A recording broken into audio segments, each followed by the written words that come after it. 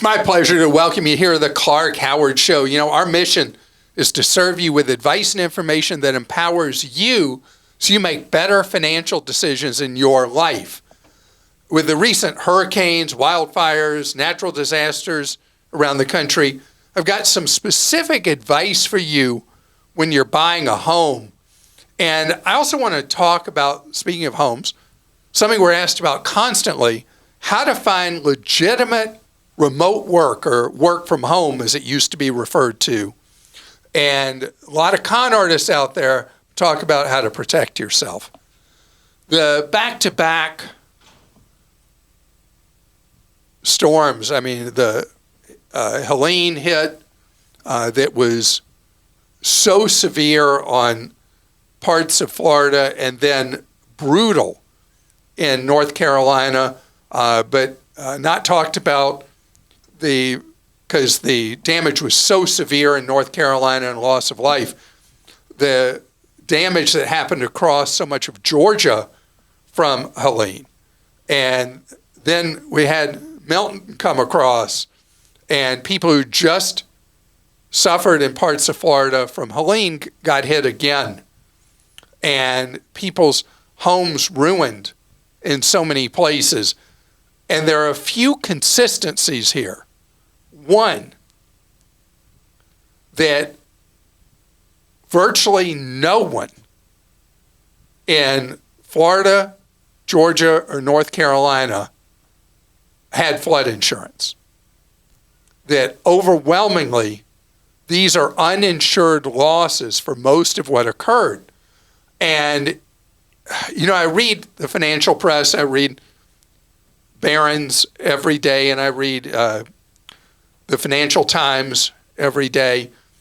And 2 days after the hurricanes hit each time, there were the analyses of what it was going to mean to the insurance industry, because they're financial publications. They weren't really focused on the horrible circumstances for families and business owners and all the rent farmers. They were only focused on the financial risk to industry. And what was the clear theme in both the Financial Times and in Barron's after both storms was, hey, these are going to be much more minor events for the insurance industry than expected. And why? Because uninsured losses. And we've got a disconnect where people who live in areas that are maybe even not in floodplains, but are potentially prone to flooding. The homeowners, because if they don't have a mortgage requiring it, or let's say they don't have a mortgage, they're like, I got enough expenses in my life. I'm not buying flood insurance. I mean, why would I do that? But the thing about the federal flood insurance program is if you're not in a designated high-risk area, flood insurance is relatively inexpensive, upper hundreds of dollars per year, maybe over $1,000, depending on where you are, but not many, many thousands.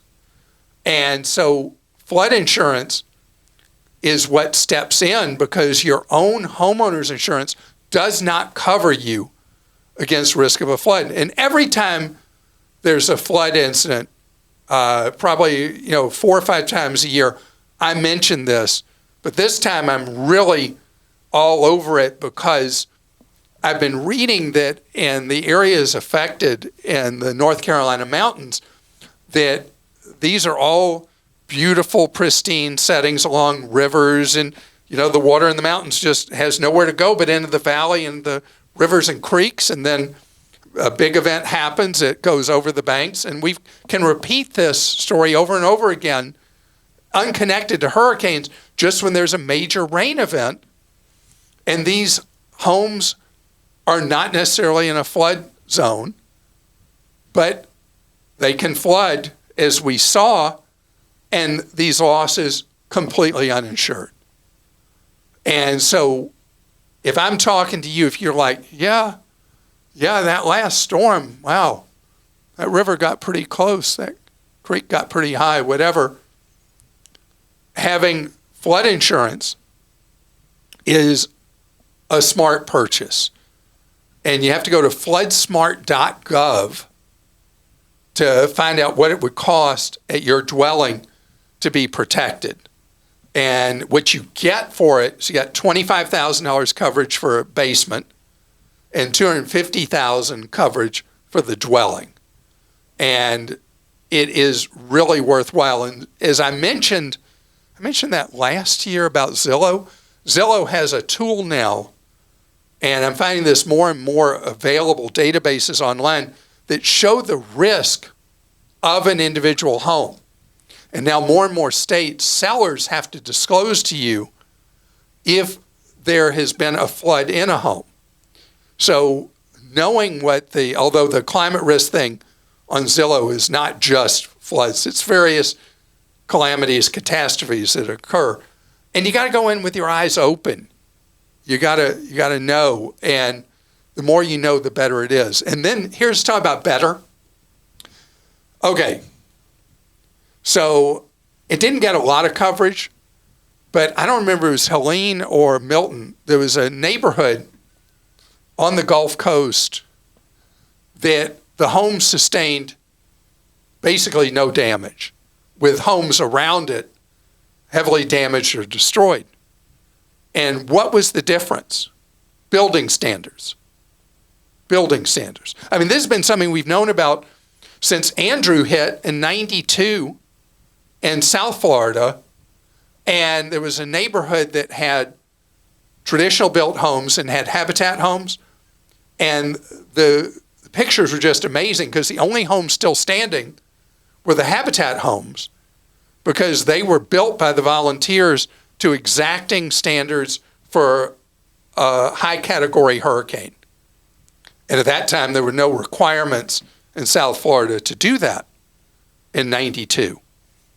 This neighborhood on the Gulf Coast, where the homes escaped any meaningful damage, was because they were built with specific things involved with the construction, with certain steel framing and other basic moves that don't add a lot to a cost of building a home.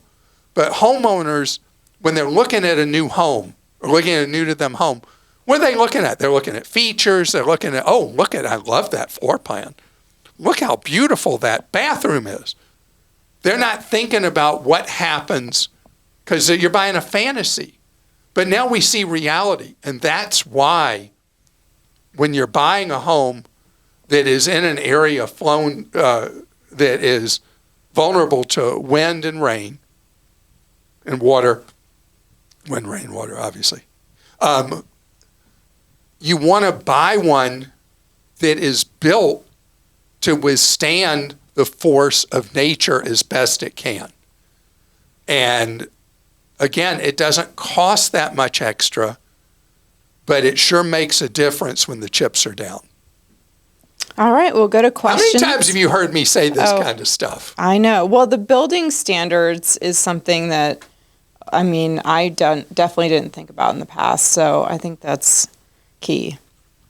Nicole in Arizona says, my employer announced that starting in 2025, they will not put in our 4% 401k match until the first quarter of the next year. You must be employed on the last day of the year to receive the match. What's my best course of action? I'm considering dropping to putting in just 1% throughout the year and contributing instead to a Roth and then possibly a traditional IRA. And then at the end of the year, upping my 401k contribution to get the match. While I don't currently intend to leave, anything could happen, including a layoff, which some competitors have been doing. All right, so this is a tough one that has become a more common practice at a lot of company 401ks. And it's not all a company just being rotten terrible, but people don't stay at jobs as long as they used to. And employers are using this as like a retention incentive, that they get you where you're thinking you're on the bubble, you're thinking of leaving, and you're like, wow, well, I'd lose that additional money in my 401k. Maybe I'll stick it out a while longer. And then the impulse to leave goes away. So what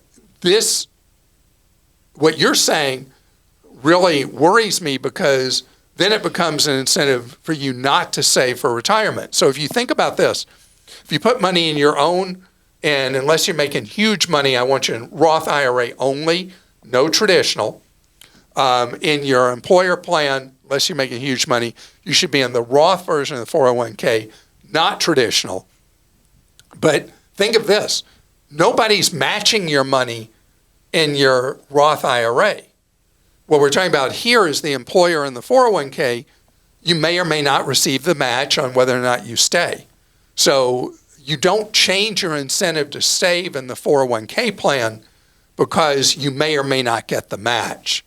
Because if you stay, you are getting the match, and that's why that's a better thing in your case than doing the Roth IRA. The only exception to that, I'm adding an except, is if your employer offers a really terrible 401k plan with very high costs in that 401k plan.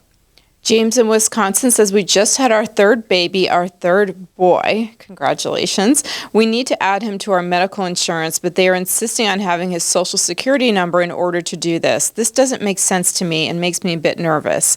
Do I have to give it? What is your recommendation on how to proceed if they insist? Thanks for all you do. I wish more people would use your advice. Amen. Well, you were kind on that, James, and congratulations on your third bundle of joy. And yes, you do have to provide the Social Security number. And the reason is it's a legitimate business purpose to request that Social Security number because there's a lot of fraud in people listing people on their insurance as dependents that are not their own dependents or whatever. So that's why you have to list the Social Security number to have your third child included, and you should go ahead and do that. And I hope whatever the pattern was with your first two on sleep with a newborn, I hope your third one loves to sleep through the night. Amy in Florida says, we were recently able to take a bucket list trip to the Balloon Fiesta in New Mexico. Wow. I got a great deal on a rental car, $263 for the week, by shopping around. However, upon checking in, the agent told us that for the area we would be traveling, we would need to have a vehicle with more power due to the mountain roads north of the city. We had to pay an additional $183 for the next level of rental. Turns out I saw many basic level cars and feel like it would have been fine. I also don't see many basic level cars in the rental lot. Some probably would have been given the same car we paid extra for. I'm sure we have no recourse, but just remind your listeners to do their research. And P.S., following your advice has given us financial freedom, and I am thankful every day for your wisdom and kindness. Amy, thank you for that. And I'm sure you had a great time at the Balloon Festival. I've got a really good friend who lives in Florida who goes to Albuquerque for the Balloon Festival every other year, and his pictures from it are just so stunning. Wow. And what happened to you with one of the, well, there's only 3 major car rental agencies. One of them is just terrible.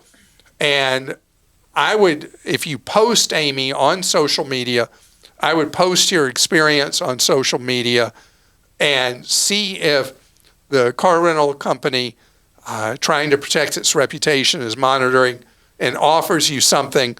I would also file a complaint with them, with the parent company, about what happened, because that is a ridiculous bait and switch. And of all the things I've heard that happened to people at a car rental counter, that is a new one on me, the first one ever. And that was a bunch of hooey that you weren't going to be able to do just fine with any vehicle they rent there. And I'm sorry they stole $183 from you. And this is a customer service thing at this point to see if you can get some maybe a credit towards a future rental from the brand name company. And I didn't mention this. If they blow you off hard when you contact them at the company, go to the bbb.org site and file a complaint. Don't do that first, do it later, and see if that then shakes the money tree a little with the car rental company. And do not make the complaint against the individual local if it's a franchise in New Mexico. You want to do it against the parent company at bbb.org, and let's see what you can make happen. Hooey. Hooey. Just hooey. What is hooey? I don't know, but I like it. You said it a couple times It's recently. a good gee whiz kind of golly gee willikers kind of expression, right? Well, there's a lot of harsh language people use today. Yes. So I'm making a specific conscious effort. I love it. To go old school. This is a family-friendly show. Yes. Because I hear people use words now out in public in front of little kids that just I can't believe. No judgment at all. It's worse though when you're a little kid say something like that they heard. Oh, yeah. Out and about. They repeat things. They do repeat things. Just ask any kindergarten teacher, first, second grade teacher. I had that happen with my daughter. It was awful. Her kindergarten teacher, who was like the nicest woman at her religious school, told me that she had asked her what a certain word meant, four-letter word, and the teacher asked her where she had heard that, and I was panicking. It was not from me. Oh. It was not. She heard it from another kid at the school. Well, that's when the perfect teacher asked answer. me, I was like, whoa. That's perfect It answer. was the big one. It was the big bad one. What, full price? No, very similar. There you go. Same first letter. I was like, oh my gosh, Mrs. Kaufman, I'm so sorry. Where did you? Yeah. Well, at least she didn't get kicked out of Catholic kindergarten. No. Yeah. Mrs. Kaufman, what does it mean? All right. Enough. All right. Now we're going to get more Clark Stinks about me. It's the Clark Howard Show. Why would we get stinks about you about that? Because I'm interjecting too much. Why are you're... No, it just happens. Some people say it, and then other people say, oh, it's fine, whatever. Okay. Now we're doing more. You got to stop. Enough. Because we got something we got to talk about with you. Yes. And that is a lot of people looking to supplement income or looking to make money working from home, what we used to call work from home. Now we call it remote. And there's more people interested right now than there really are high-quality remote jobs. And that's led to a bunch of scammers, and you got to protect yourself from it. So being able to work remotely or work from home, whatever, is something that was just the thing. And as we've had going on for the last 18 months, the people that were privileged enough to be able to earn a living or earn additional income or just supplement what was going on in the household, to be able to do that remotely, home, whatever. That is something that's still a thing, but much less a thing than it was a year or two ago, because employers who were allowing people to do that felt a loss of control and a loss of commitment and a loss of loyalty from workers, from the management perspective, I'm saying. And they've ordered people very heavily back in the office now 5 days a week. Even the hybrid model that was very popular in 22 has faded a lot, where people would work in the office Tuesday, Wednesday, Thursday. There's still some of that. I mean, I live in a major metro, and I see traffic is lighter Monday morning and Friday morning than is the other 3 days of the week, but still not like it was before. And so that means now that there's people who adapted to working remotely, and you want to still work remotely, and fewer job opportunities, and that's led to a land office rush of crooks and con artists that are pretending that they are employers, pretending they're hiring for a job, and the scams have two routes. One, the purpose of the scam is to do identity theft, to get enough of your personal information to crack into your existing accounts or to open new accounts as if they're you. The other is where they trick you. And by the way, in the first one, it all starts with you never having contact face-to-face with a potential employer. Everything is done electronically, usually with never even a video event, just all over texting, email, WhatsApp, that kind of stuff. And so you're believing, hey, you're having your second interview for this, is really great. And then they'll pop that they need you to fill out this paperwork with your current address, former addresses, former employers, current employer, and social security number. Okay, you're being set up. You're being set up. The other one is where they pitch something to you, and this has been a work-at-home problem going back decades. They pitch something to you, and then you have to pay money for something, for supposed training or materials or whatever it is. And that's the scam, that they're just trying to get money from you. Or without realizing it, which became really hot in 20, you end up being involved in a theft ring. And you're an innocent victim of a theft ring who can end up criminally charged because they're using you as the equivalent of a mule where stuff is coming to you, to your address, and then being shipped on. And when the police come looking for who it is who's stealing from Amazon or Walmart.com or whoever, guess whose address they got and whose name they've got? They've got yours. So you got to be really, really careful. All right, so I've said all that. There still are jobs that pay really well, that people are able to work remotely for a lot of different employers. Not all, certainly, but a lot of employers still allow remote work for jobs that pay over $100,000 a year. And the business journals put together a list of the ones that this is true in. And again, all these pay over $100,000 a year on average. Number 1, senior product manager, 2, engineering manager, 3, senior accounting manager, 4, DevOps engineer. No idea what that means.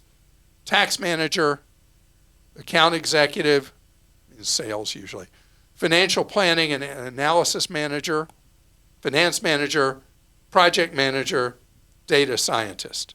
So very, very specific kind of fields where the number of jobs way exceeds the number of people who have the skills that an employer is looking for.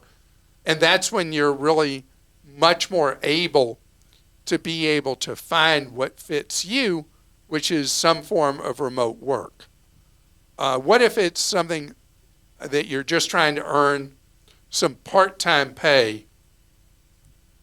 We have a list on Clark.com we would call our 10 picks. And being a graphic designer, digital designer, that's one that often you can do remotely, earning $20, $30 an hour. Marketing manager, 30 to 40. A lot of nurses now are able to work remotely, as traveling nurses, visiting nurses. Product designer or manager, 35 to 50. Project manager, 40 to 60. Social media manager, 20 to 30. Software developer, 45 to 50. A translator, never thought of that, a little over 20 an hour. Web developer in the 30s. And a writer, copywriter, mid-20s. And just an example of the kind of things you can do. So again, thinking of things you can do full-time, thinking of things you can do part-time, thinking of things you can do that fit your schedule, There are legit things. Just use your radar. If something doesn't seem right, you need to follow your gut and not cough up personal information and never money to somebody who may be trying to run a number on you and con you out of the money you actually need to be earning, and they dig your hole deeper by stealing it. Okay, Sam in Utah says, hello, Clark.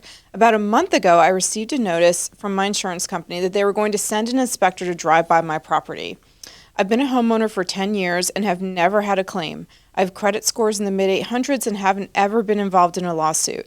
I haven't had a traffic ticket in over 15 years. My home was built in 1974, and since moving in, I've replaced the roof, remodeled an addition, replaced 3 garage doors, replaced the deck. My point is, I do regular maintenance and repair. I received a letter that stated the inspection found that I had debris in my front yard, cracked stucco on my concrete porch, and they identified that I had a chimney which was an alternate heat source. The letter demanded that I have a little more than 15 days to remove the debris, fix the stucco on my concrete porch, and tell them how often I use the alternative heat source. I feel like these home insurers have gotten out of hand. Is there anything we can do to fight back? When I called my local agent, who is a broker, she said all the insurers are doing this and randomly canceling people. What can we do? Okay, so first of all, Sam, it was only a matter of time till this was going to happen to you, and anybody listening or watching right now, it's only a matter of time as a homeowner till this happens to you too. Let me tell you how far this goes.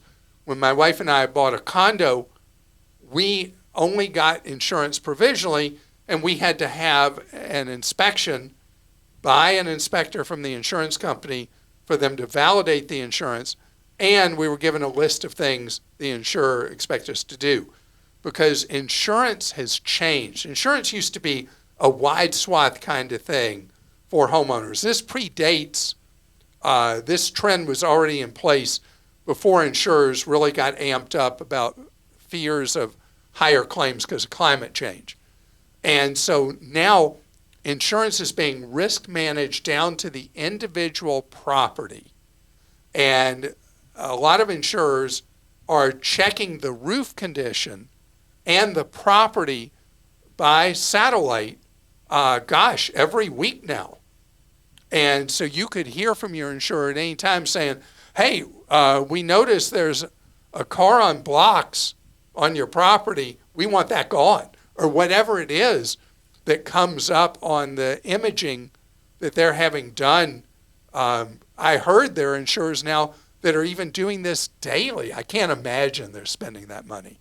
But the point is that this is the new reality, that homeowners insurers are incredibly intrusive now, and you know that if you don't comply with or negotiate the things they want you to do, that they're going to cancel you, and then you have a mark of shame that makes it more difficult for you to find new insurance because they're trying to reduce the risk you represent to them as a homeowner.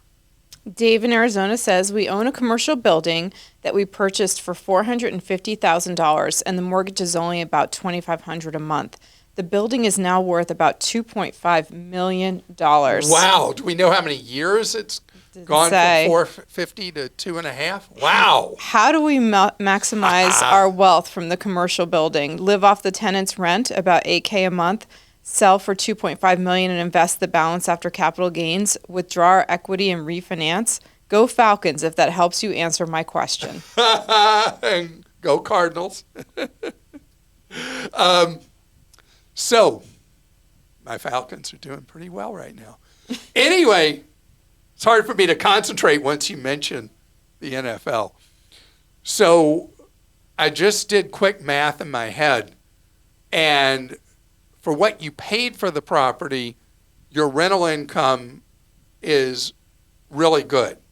But for what it's worth now, the rental income you have per month is inadequate. It is not an adequate rate of return on your $2.5 million. If you could actually sell it for $2.5 million, you could take the proceeds after you pay cap gains and pay off whatever the remaining mortgage is that you're paying, the $2,500, and you could probably generate more wealth over time in traditional investing. I mean, even in index funds.